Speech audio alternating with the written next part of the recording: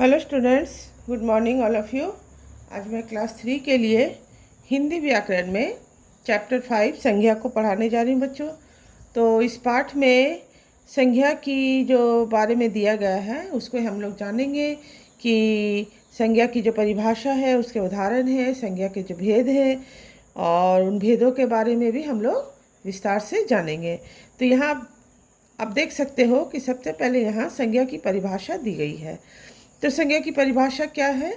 किसी व्यक्ति, वस्तु, स्थान, प्राणी तथा भाव के नाम को संज्ञा कहते हैं।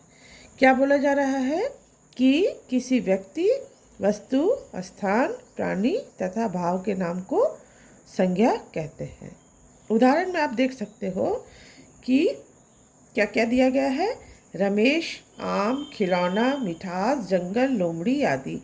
तो उदाहरण में आप एक व्यक्ति का नाम दे सकते हो, एक स्थान का नाम भी दे सकते हो। प्राणी का मतलब होता है पशु पक्षी, तो एक प्राणी का भी नाम दे सकते हो, भाव का नाम दे सकते हो। तो इस तरह से बहुत सारे उदाहरण जो है वो संज्ञा की परिभाषा में आएंगे। इसके बाद आप देखो, यहाँ कुछ चित्रों को दिया गया है। जैसे पहला है कि आम में मिठास होती है। दूसरा क्या बोला जा रहा है? या सुरेश का कंप्यूटर है।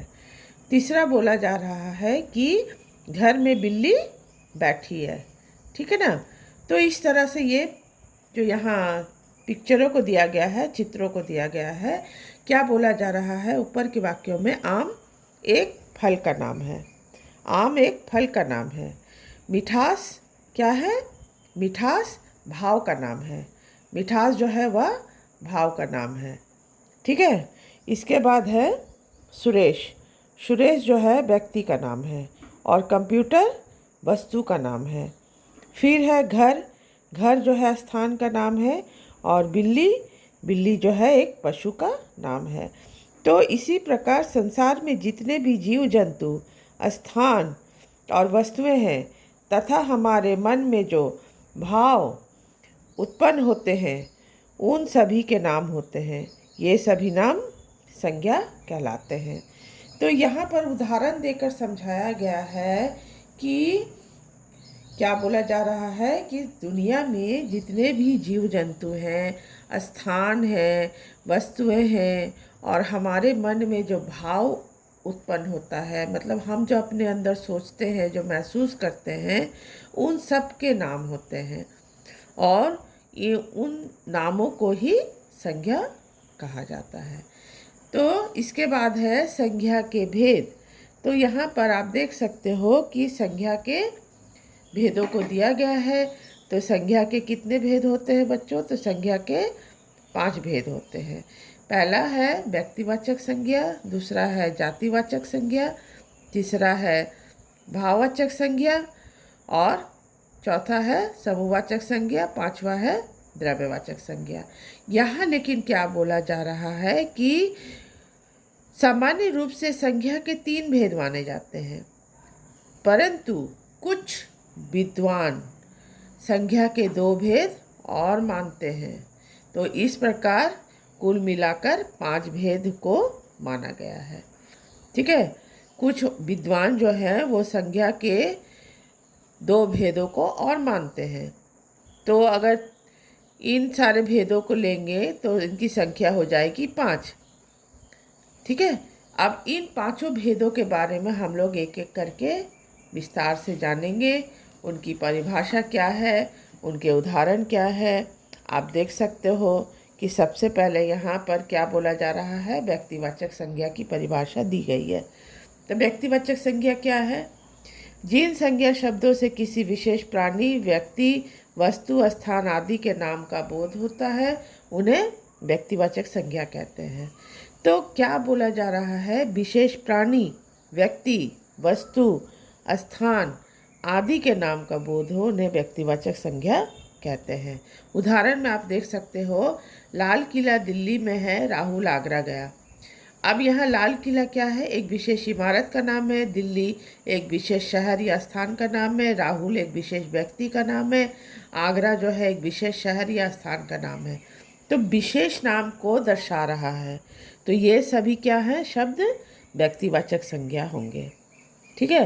क्योंकि दिल्ली जो है अकेला एक दिल्ली है और कोई दिल्ली नहीं है, दूसरे किसी चीज़ का बोध नहीं होता इस नाम से।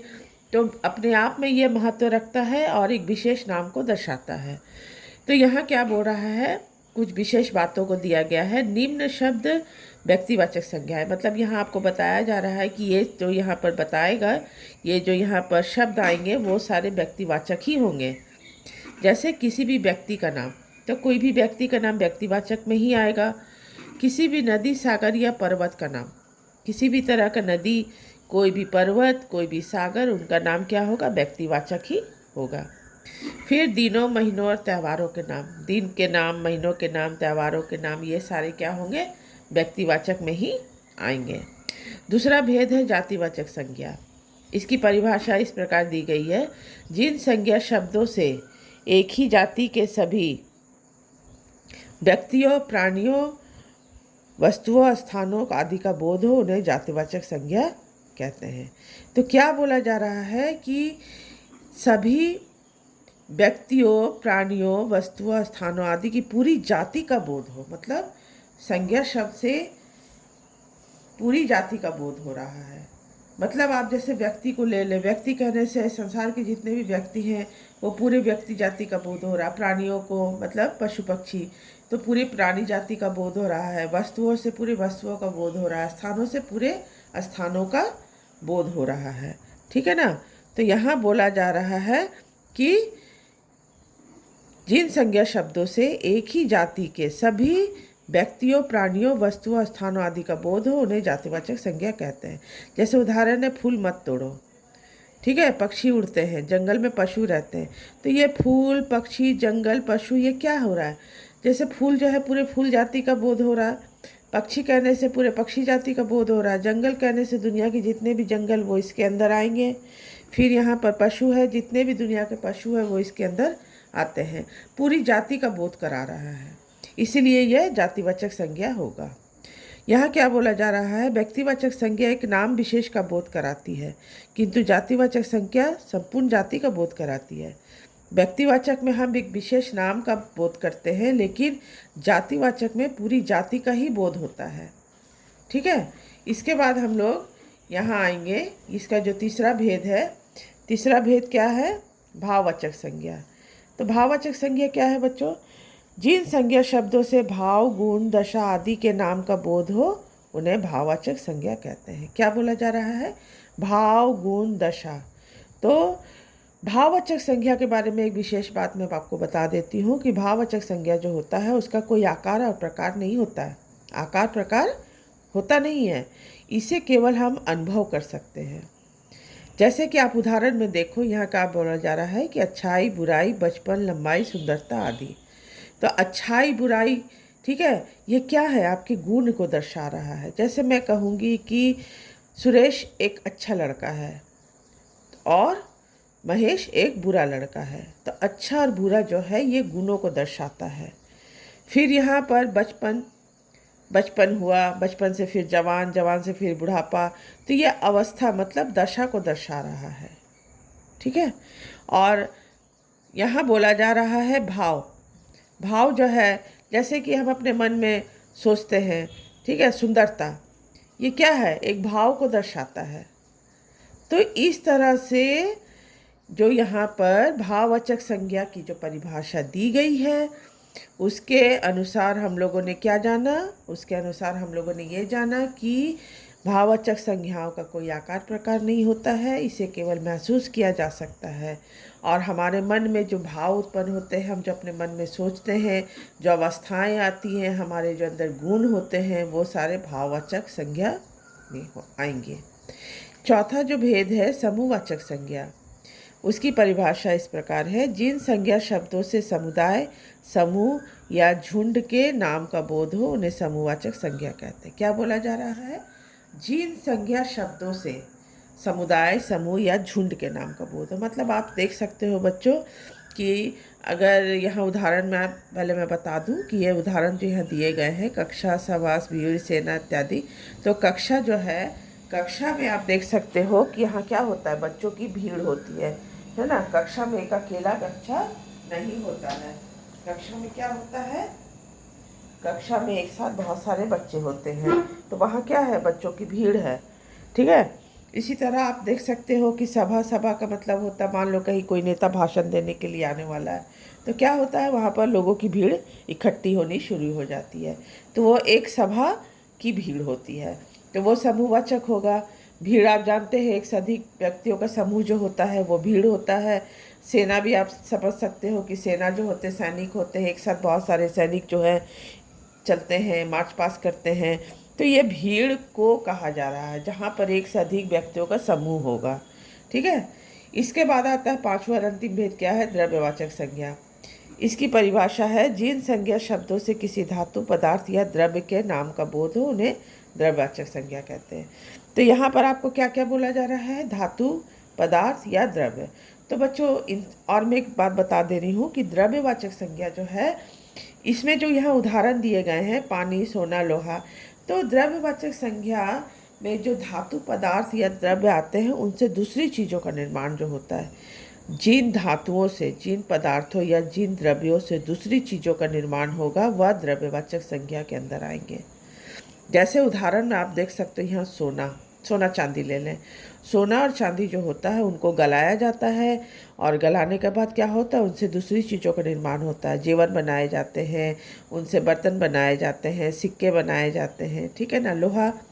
लोहा को भी गलाकर दूसरी चीज़ों का निर्माण किया जाता है। तो जिन चीज़ों से दूसरी चीज़ों का निर्माण होगा वो क्या होगा, द्रव्यवाचक। तो दूसरी चीज़ों का निर्माण करने के लिए क्या किया जाता है कि पहले उन धातुओं को गलाया जाता है, गलाने के बाद वो क्या बन जाते हैं, द्रव्य बन जाते हैं, तरल बन जाते हैं। ठीक है ना। तो इस तरह से द्रव्यवाचक संज्ञा जो है, यहाँ पर जो उदाहरण हम लोगों ने जाना, पानी है, पानी भी क्या होता है, दूसरे कामों में आता है। पानी से क्या बनता है, पानी से बिजली पैदा की जाती है ना। तो दूसरी चीज़ का निर्माण हो रहा है। ठीक है। इसी तरह आप यहाँ पर और भी बहुत सारे उदाहरण ले सकते हैं, जैसे कि यहाँ मैं बता दे सकती हूँ कि यहाँ पर चांदी भी हो सकता है। ठीक है। घी भी हो सकता है, तेल भी हो सकता है। तो दूसरी चीज़ों का निर्माण किया जा सकता है। वो चीज़ जो है, वो शब्द जो है, वो द्रव्यवाचक संज्ञा में ही आएंगे। तो यहाँ हम लोगों ने संज्ञा की परिभाषा, संज्ञा के जो उदाहरण दिए गए हैं, और संज्ञा के जो भेद हैं, 5 भेदों के बारे में हम लोगों ने विस्तार से जाना कि 5 भेद में क्या क्या बताया गया है, क्या समझाया जा रहा है, और क्या क्या उदाहरण आएंगे। ठीक है बच्चों। तो आप लोग इसे ध्यान से सुनो, इसे समझो, इसे जानो, और चैप्टर को अच्छे से रीड करो। इसके आगे का जो भी वर्क है मैं आपको फिर नेक्स्ट क्लास में बताऊंगी। ठीक है। आगे का जो भी वर्क होगा हम लोग आगे क्लास में पढ़ेंगे। Thank you.